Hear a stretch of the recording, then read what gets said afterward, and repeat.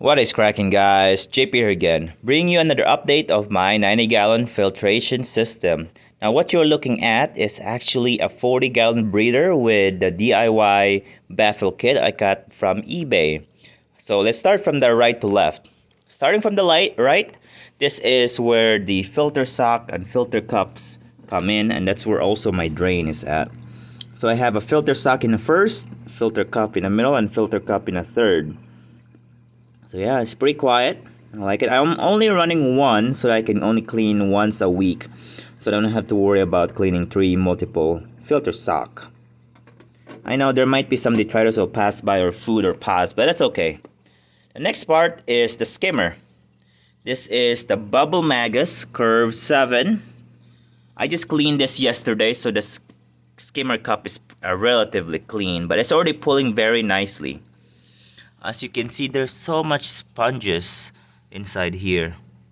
And this is what it looks like after running for 4 months. So yeah, very good. Next part, this is my DIY Trashcan algae reactor, algae filter, Refugium. A lot of people, or some people, have a Refugium area right here. But I don't like the light spill. They spill to your skimmer, to your pump tubing, and it just makes an algae mess. So I looked around YouTube and Reef to Reef, and I saw they had a bucket Refugium. I tried it, it does not fit. This was too small. So I went to Menards or Home Depot, Walmart, and I got a trash can. Now this trash can is actually 7 gallons. It just fits perfectly.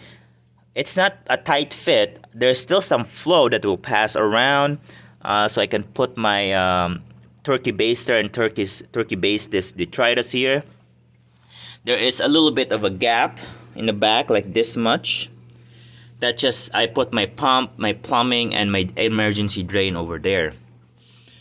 Above, this is the light I have. This is just aluminum L. I need to change this to a PVC wood so that it will not corrode or leach aluminum to the water. I have an Amazon, I think this is 50-watt version plant light. I got an AC Infinity fan. And there's the Chatomorpha inside. Very green, very nice. So I have this just on a timer, reverse cycle though. So this will turn on during nighttime when my aquarium lights are off, and reverse versa. This both light and the fan is on a timer because when they both turn on, the fan will turn on to keep the LED cool. Because what I realized, even with this grill and such, it will get hot. I tested it, it was too hot. So I put the fan, and it actually cools it down to just a warm touch. So that is good. Inside is the Chatomorpha. It has grown massive and wild in the past 2 weeks. It's because my nitrates and phosphate is crazy too, but it's absorbing very nicely. The Chatomorpha is very clean, very robust, very green. So that's good. That I am doing a couple things too to help that to be green and nice. First thing is I have a rubble rock under here, maybe this big, because I have some bristleworm. I got some pods in there, and that's what I like to do. Over the nighttime, they will actually come up from the rocks and start wrapping themselves around the vines of the Chatomorpha or the strings, and they start eating the algae, start eating the leftover food, so it does not become a detritus trap. Next thing is I am also dosing Chaeto Grow. This is not sponsored and what I like about this is it does have iron and other minerals or trace elements, or minor elements.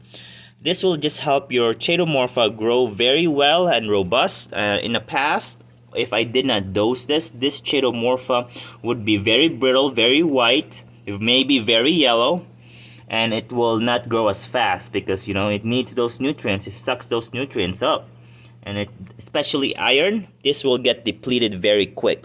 Now it depends on your aquarium I start with only once a week per direction. So I do 15 ml per once a week. It said here twice a week, but I only do it once a week. And yeah, that really helped. Man, in these 2 weeks I have like a whole bucket of it. I did clean this out. There was some algae growing on the sides of the trash can, and it was kind of like a very green film algae, and it was thick. I was able to remove it, so that's good. And I did push this Chaetomorpha down to just compact that, and it was like all the way over here. It could not compact anymore. It was dense, so that's good. Man, that's good. So this is a story success for me. Next thing is changing the aluminum brackets. Next compartment, I have a sponge filter, just a very thin one.